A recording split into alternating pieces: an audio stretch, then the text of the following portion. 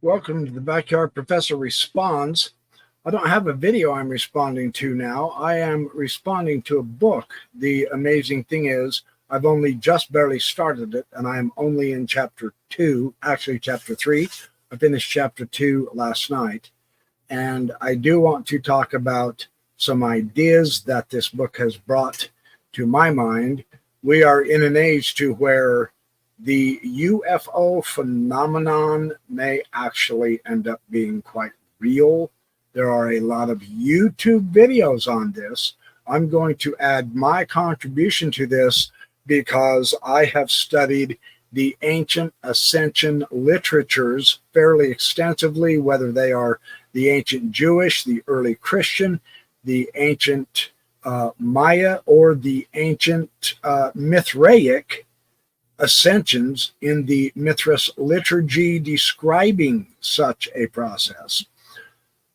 This is a wild subject. I'm not going to lie to you. I end up skeptical of so much, but there are a couple of items, even within a Kabbalistic context, that has truly captured my undivided attention, and I wish to share this with you as just a possible future discussion that I suspect I'm going to be getting into with more and more people, especially as we learn more and more about this subject, because it is being, I know, here we go, conspiracy theory. It is being put out there piece by piece. I don't know if it's legitimate or genuine.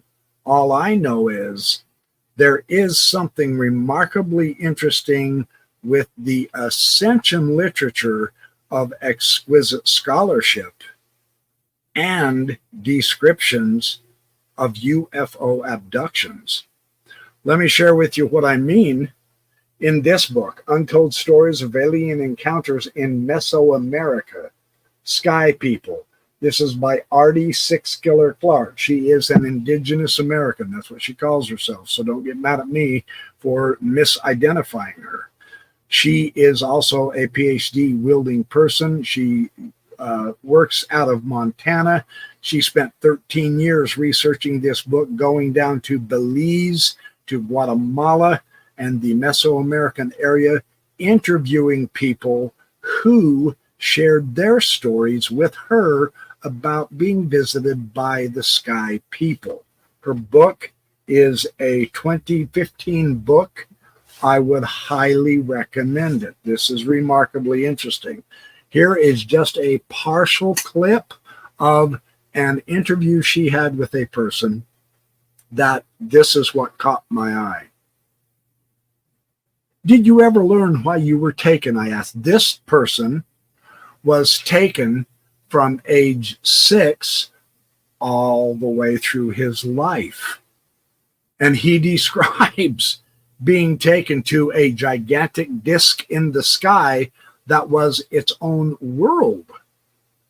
And he describes the events that he went through on this ship.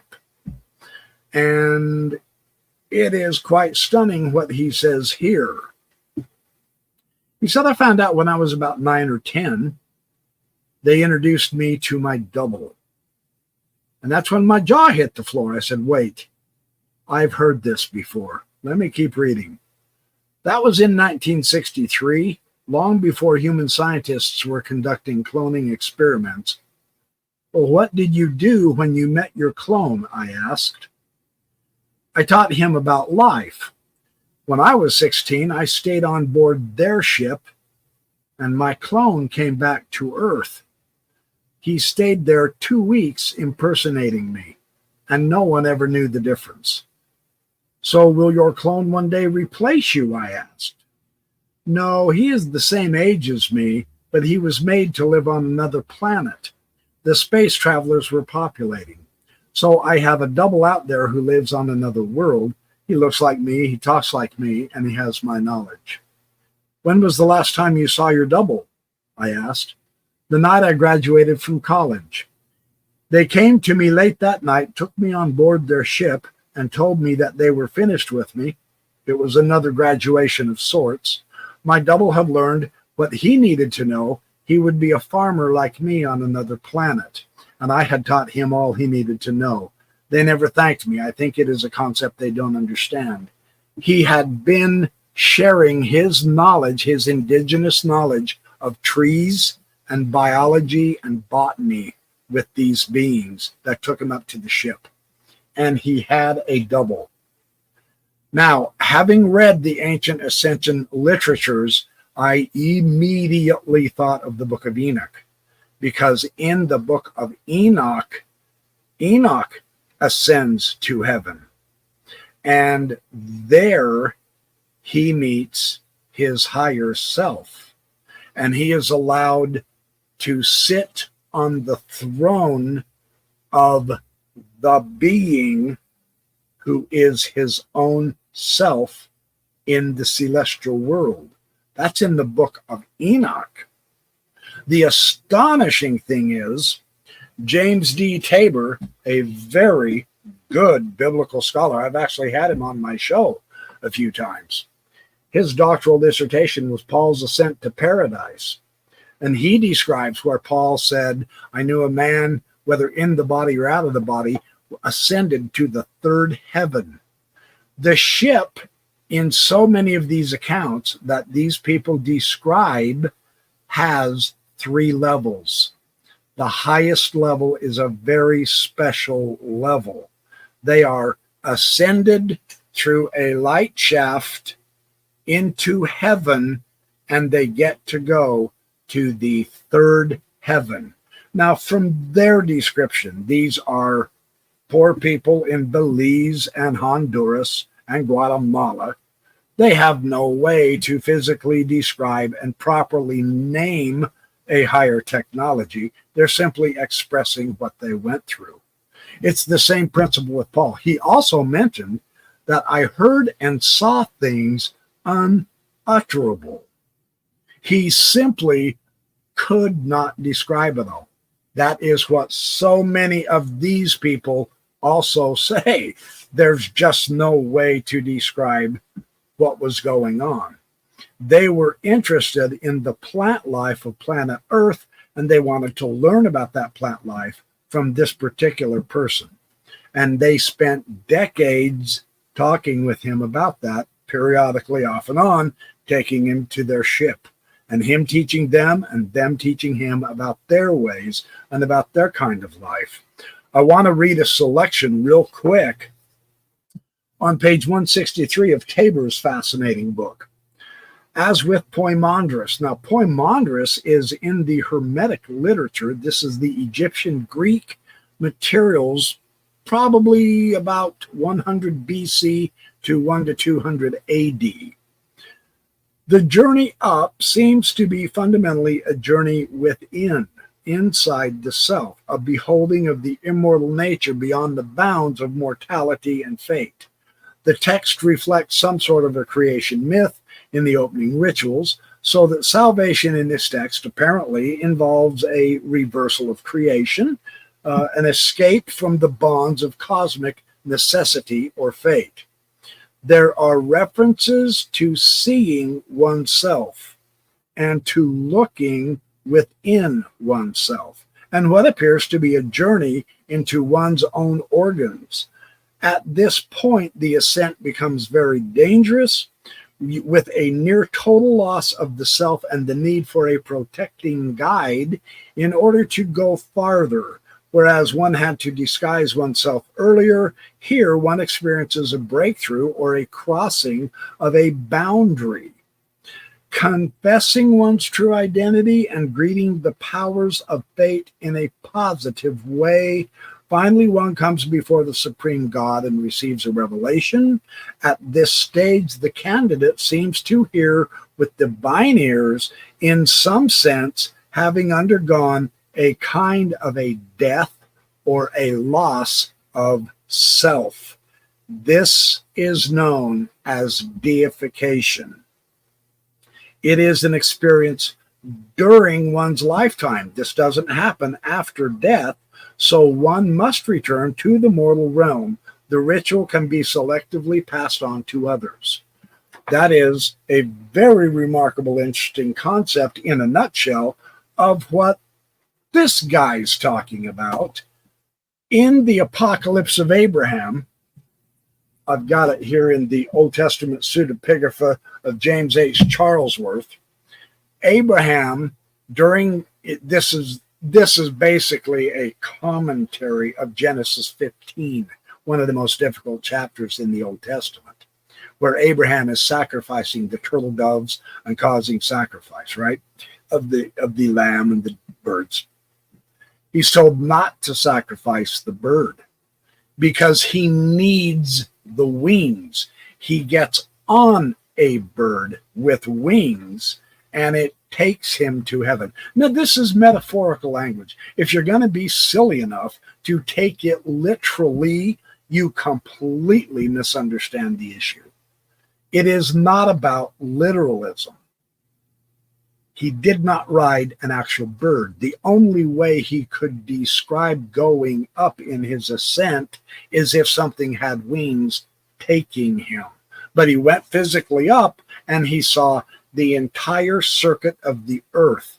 This is an exact description of several of the people in this book who also had an ascent on wings or in a shaft of light. As they went up, they saw the entire curvature of the earth. They were far away from the earth, and then they arrived at a place they would call the third heaven. These people know nothing about the ancient ascent literatures, but this is their UFO experiences. Hugh Nibley, in his book, One Eternal Round, I get it if you don't agree with everything Hugh Nibley wrote. I don't either. His chapter in this book, it was his final book, it was published posthumously. The chapter 9, The Ascension Dramas, is one of the best damn things this man ever wrote. And I would strongly encourage you to get this book. If for nothing else, that chapter alone. He does a magnificent job. He describes not only in the Testament of Abraham, the various ascensions and the angels that are in the heaven named Michael and Adam and Gabriel, etc. These people didn't know what to call the sky people, so they called them angels. And then he goes through and talks about the Apocalypse of Abraham, where the angel Ioel, whose name means Jehovah is God, is talking to Abraham, and he shows him the entire circuit of the earth. It is an astonishingly fascinating subject. In the Mithras liturgy, I find this in Marvin W. Meyer's The Ancient Mysteries, one of the truly great books on the ancient mysteries. I'm on page 212. He's talking in Mithraism. There was a sacrament of Mithraic initiation. The Mithras liturgy may be divided into two sections: a liturgical mystery for the ascent of the soul and instructions for the use of the liturgy. The liturgical mystery presents 7 stages of the ascension: the 4 elements, the lower powers of the air, Aeon and his powers, Helios, the sun, the 7 fates, the 7 pole lords, and the highest god portrayed like Mithras. The encounter with the highest god, the Mithras liturgy promises, will produce divine revelation and will culminate an experience of apothanatismos, that is, immortalization. They are deified. This is precisely what Enoch described in the Enoch texts when he came down and described his ascent to the people. The Enoch texts date probably 200 BC all the way up to Jesus's day. There's 5 or 6 different Enoch texts. I have Hugo Odeberg's translation of the Hebrew book of Enoch, they call Third Enoch, That's by Hugo Odeberg, where he talks about Rabbi Ishmael's ascent to heaven, and he saw Enoch on the throne, and the occupants of that throne room in the third heaven was calling Enoch the little Yahweh, because he was sitting on God's throne. The astonishing thing is, the person Enoch saw on the throne, then he was invited to sit on the throne next to the deity that was his own higher self on that throne. Rabbi Ishmael testifies to that. In the Enoch texts, Enoch describes his own transformation. My flesh melted, my bones crumbled, my eyes glowed, my hair lit on fire. I completely transformed until I was so bright, I was brighter than the sun. He had become divine. Once divine, he was invited to sit on the throne. This led to the two powers controversy in early Christianity, in the fight between Christianity and Judaism in Jesus's day, because there were now two powers, and the Jews it terrified them. They did not like that at all. There was a huge argy-bargy. Segal has a book called The Two Powers in Heaven that talks all about the historical and doctrinal implications of that. What I want to emphasize here is the analysis by my favorite Kabbalistic scholar, The Secret Doctrine of the Kabbalah by Leonore Leet. Her book, Recovering the Key to Hebraic Sacred Science, is simply a must read. She also has another gigantic book called The Universal Kabbalah that is utterly mind-blowing. It's phenomenal. Here is what she says. In contrast to what might be called, this is on page 34, in contrast to what might be called the horizontal concern of the prophets, their anti-sacerdotal concern with social ethics, those who were associated with the true priestly lore showed a correspondingly vertical concern for the human spiritual transformation. What they were doing is they were understanding human perfectibility. How they did this is through ritual purifications and sacrifices. They experienced the God within, and they ascended to heaven to view the throne. This is the very famous Zohar throne, Merkava theology, that an entire volume of the Zohar is all about. It is the most sacred, scariest part of the Zohar, according to the Jews. Elijah's ascension to heaven matches this Kabbalistic idea of ascending to the throne of God. His fiery chariot, the Merkava, was the throne coming down, gathering Elijah and taking him to heaven. In Ezekiel, I'm on page 35, it is Ezekiel who understands the concept of the Son of Man and the chariot and how it connects with Elijah and Elisha. Elisha had a chariot vision that bestowed spiritual power upon him and caused him to recognize his sonship to that formerly human source of power appearing in the chariot. So does Ezekiel. The Son of Man that Ezekiel, in his vision of the chariot in Ezekiel chapter 1, was none other than his own higher self on that throne. The Son of Man is also developed in the book of Daniel, where it is the same principle.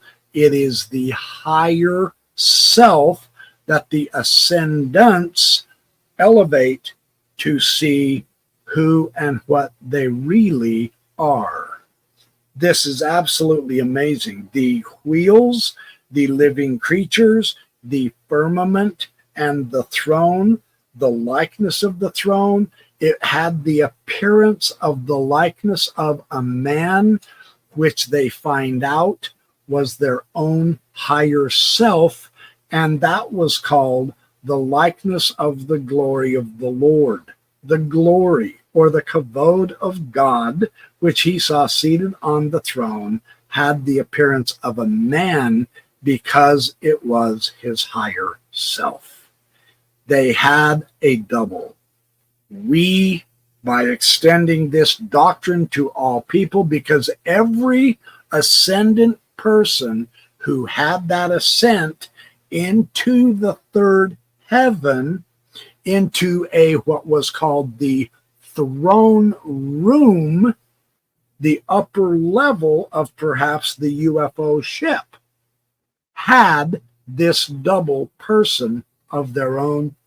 That is what the UFO abductees testify of in our day, that is still occurring. That's staggering. This is utterly fascinating I had no idea that these UFO abductees, my wife read this book and she said, Skype, you got to read the book. She said, just stop studying your Hebrew Old Testament for enough time to read this book. You've got to read this book. You're not going to believe it. I got into the first chapter, and here I am doing a video on this. This is absolutely astonishing because it's accurately, contextually consistent with the entire Ascension literature, both from the Jewish point of view, sacred and profane. It's irrelevant whether it happened to the Greek Egyptians in the Hermetic literature, or the ancient Jews in ancient Judaism, or to the early Christians. The other thing they say in here, which just rung bells to me, they said some of the women were abducted. Some of them returned, some of them didn't. Those that returned, of those, a percentage of them came back pregnant. Their offspring, the child, was especially talented and skilled with amazing abilities. Who do you automatically think of? The Virgin Mary and her Christ child. She claimed no human had impregnated her. The scripture, there was no other way to describe it from their cultural context, said he is a child of the Holy Spirit. And he came forward as a magnificent powerhouse of an offspring, Jesus Christ. Now, I'm not saying this is my belief. I'm saying that was the first thing that crossed my mind. We are having these same things happen, and it has been happening according to so many new books coming out now, that the consistent application, understanding, and experience through the centuries of the ascensions, the descriptions of the ascensions, who they see, what they become, etc., are still happening in our day. This is astonishing. I'll let you know as I advance my way through this literature, and I am rereading a lot of the Kabbalistic and the ancient Jewish and the early Christian Ascension literatures as well. The parallels here are quite stunning. So thanks for watching my Backyard Professor show. I will catch up to you in the next one. I guarantee there's a lot more of this stuff to come.